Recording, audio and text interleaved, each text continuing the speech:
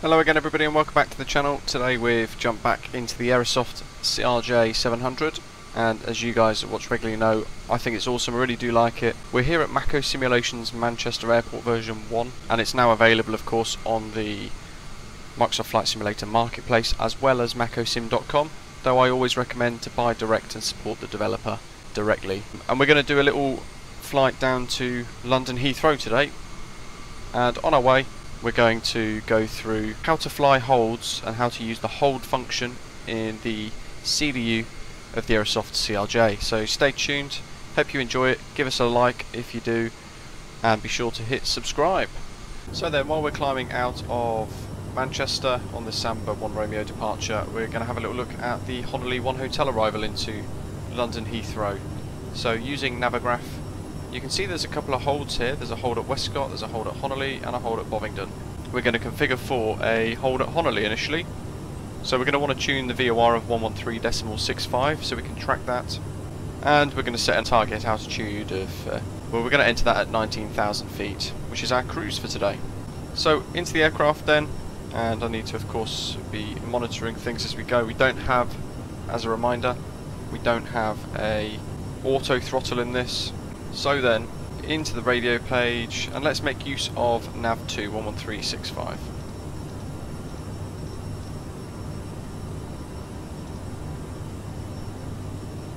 That's going to tune the VOR. We could also track the Westcott NDB if we were going to hold there potentially, and that's 335. We can put that into ADF1 for example. So we've got two potential holds input already. Now, looking at the nav display, you can see we've got a little way before we reach Honiley. Let's recenter the heading bug there. It's just south of Birmingham, but we're going to get there fairly quickly. It's around 60 miles away, and we want to hold there. Air traffic controller telling us that we're going to have to hold there. So we click the hold button, and we find the waypoint we want to enter the hold at, and we hit Honiley.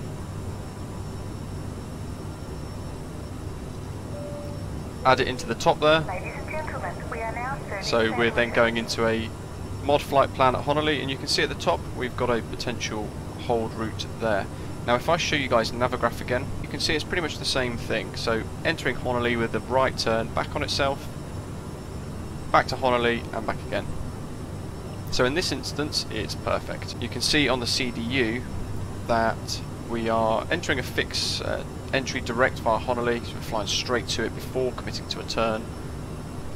We are going to fly a radial of 335, and that's taking into account the crosswind. So on the nav display there we've got a 36 knot crosswind of course, and what that's allowing us to do is to fly ever so slightly to the left to counter, so basically the computer is countering the wind, or it should at least.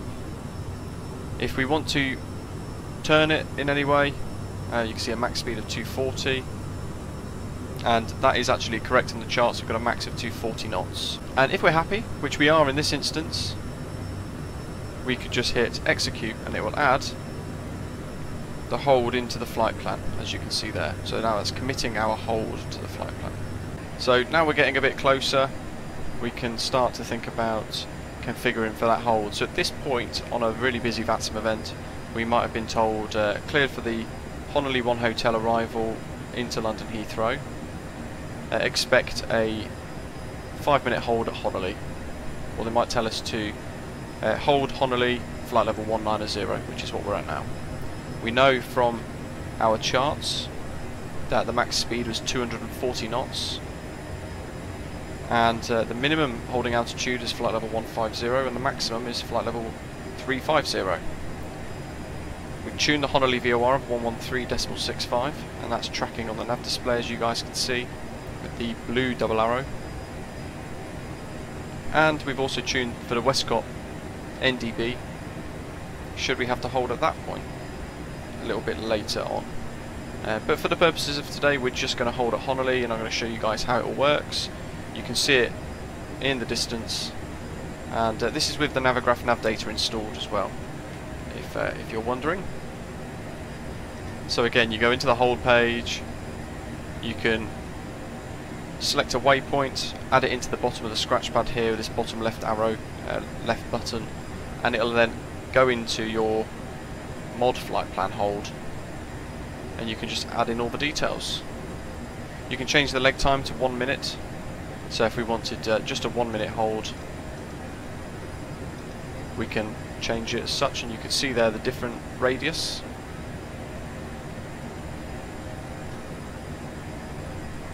So we can execute that, and it's a reminder there that it's a 240 knot max speed for the hold. So very shortly, just before we reach that, we need to start to target 240 knots instead.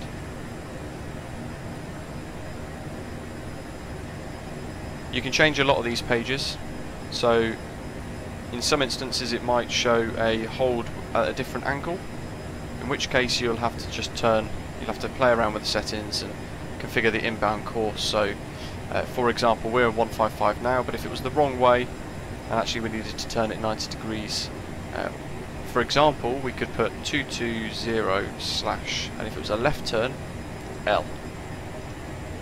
And you can see there it would completely change the entry into a hold. So we can modify the turns required, we can modify the shape and the size as well, so we can actually increase the distance to a 8-mile hold if we really wanted to go dramatic. But you want to stick to the charts, and with the Navigraph nav data installed, it's pretty nice. It does it for us. So less than 20 miles to go. Let's bring that throttle down a bit. Remember, for the entire duration of us flying the hold, we have no auto throttle, so we are going to have to fly it manually ourselves. And while we're flying the hold, we're going to have a little look to see how the aeroplane manages it. Let's start to bring that speed down. Let's do 225 knots.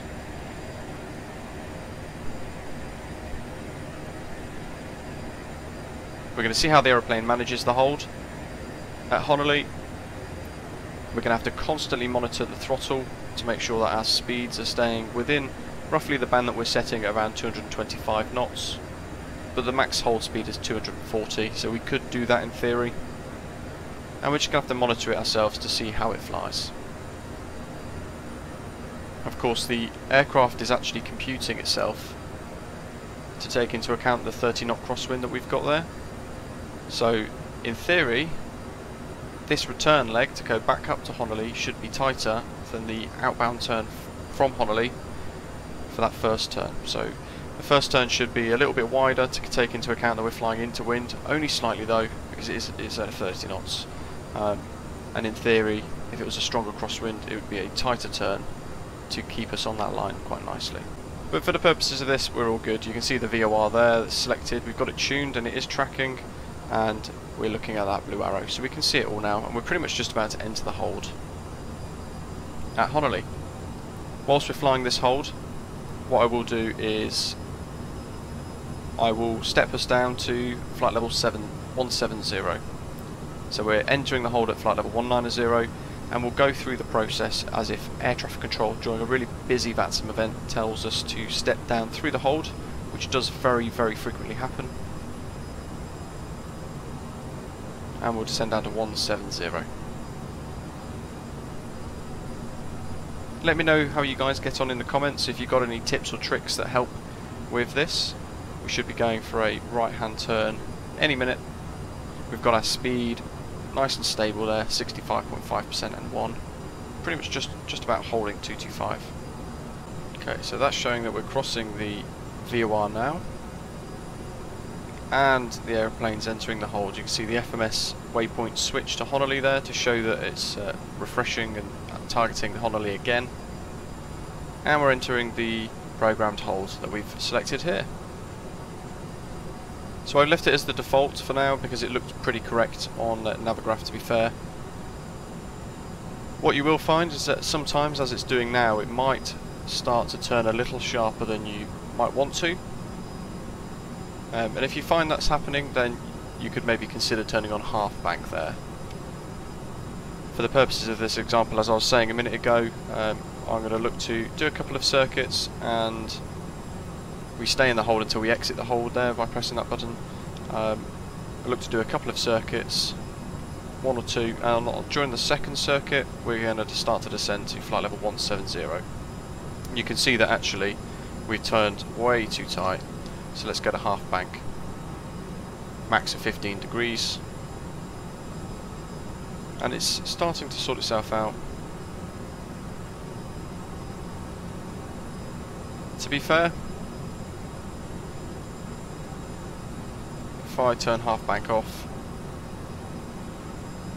to be fair to it, looking at Navigraph, it's actually flying the hold. The programmed hold here seems a little wider.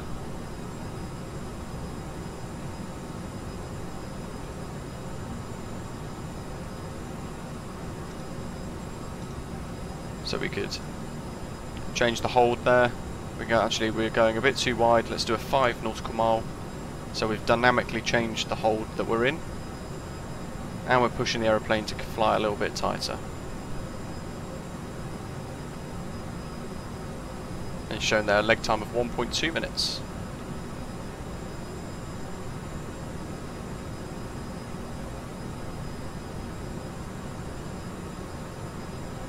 And we pretty much just let the aeroplane fly itself in nav mode around the hold. It's just correcting itself there. Remember as well, speed, auto throttle. I'm busy chatting to you guys, of course.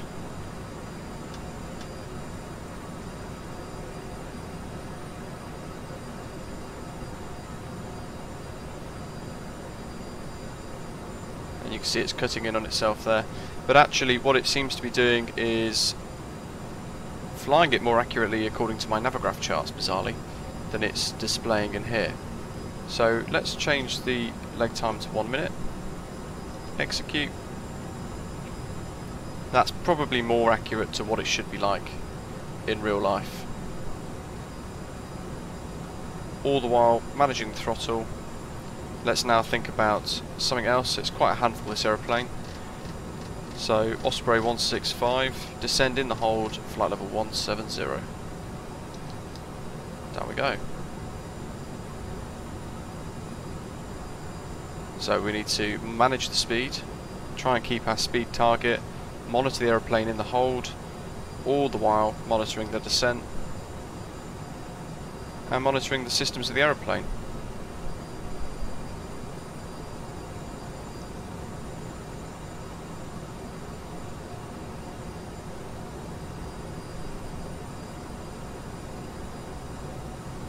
We're going to stay in the hold again until we reach Honiley. Watching that speed because we are descending, so the speed can creep up quite quickly. You can see that we're turning just as we're about to pass Honiley because the VOR needle's starting to switch around, and in a second it's going to go to 90 degrees and then back the opposite direction to show that we've overflown it. There we go, now it's starting to move. There we go. So we're directly overhead, and we're coming up to our altitude capture of flight level 170.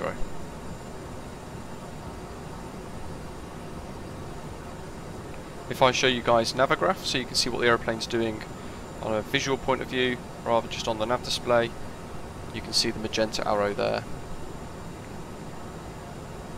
And we're flying the hold quite nicely now. I've changed it to a 1 minute leg time to try and bring it in a bit neater. The hold is 1 minute at Honiley from memory, and you can see even that causes the aeroplane to come out wide. I have not got half bank switched on anymore. That's just, it might be, depending on the hold you're flying, that might be useful to you. But you can see in this instance we're coming up to the end leg. We've got a leg distance of 3 nautical miles. We've got a leg distance of 4 nautical miles and a leg time of 1 minute. And you can see now we're rolling wings level, and off we go. Slight offset to what we want, but actually it's flying it quite nicely.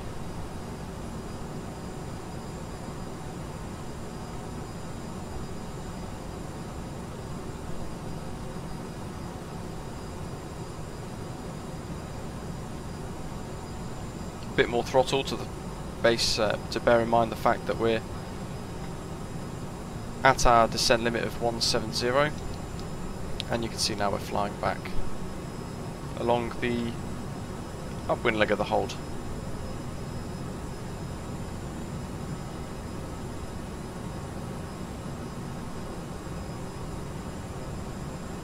Let's turn ADF 1 off because it gets more confusing than it needs to be.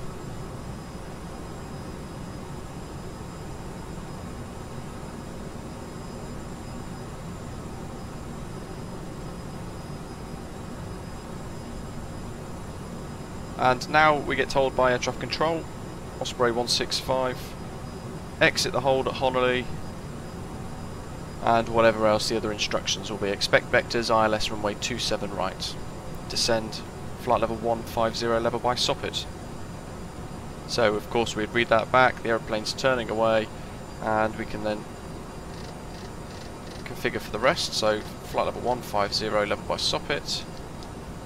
Let's start to descend with that. Bring the throttle down along with it, and we've been told to exit the hold now too, so we hit the button, exit the hold, come up with our exit armed, and you can see now our next waypoint is Tobid, which is correct.